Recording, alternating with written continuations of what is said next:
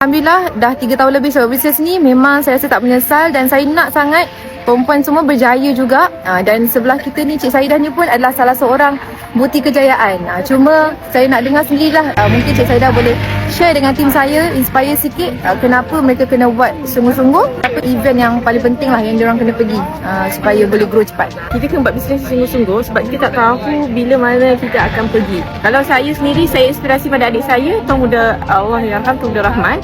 Sebab beliau memang bersungguh-sungguh, 18 tahun kan. Kalau orang lain 18 tahun tu belajar dulu kan, fokus belajar, tapi dia memang all out buat bisnes.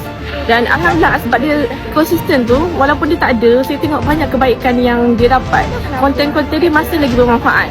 Jadi saya rasa jejak saya dalam bisnes, saya nak ikut jejak langkah dia. At least kalau kita dah tak ada, kita bagi manfaat ke orang. Dan saya happy sebab saya dapat sama kebebasan masa, tak terikat dengan waktu kerja.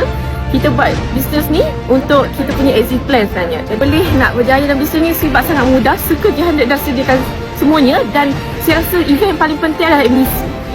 MBC ni kumpul semua achievers yang mana kita boleh ambil inspirasi, dan insyaAllah perempuan boleh juga berjaya sama-sama macam Syafiqah. Kita nak anda semua berjaya macam Encik Saidah, yang mana beliau ni penyambung legasi Tuan Muda Rahman. Okay, banyakkan anak muda yang very inspirational dan inspire kakaknya sendiri, kakak dia pun boleh berjaya. Jadi kalau mereka boleh, pasti anda pun boleh juga. So, jumpa dekat MDC. Dekat MDC.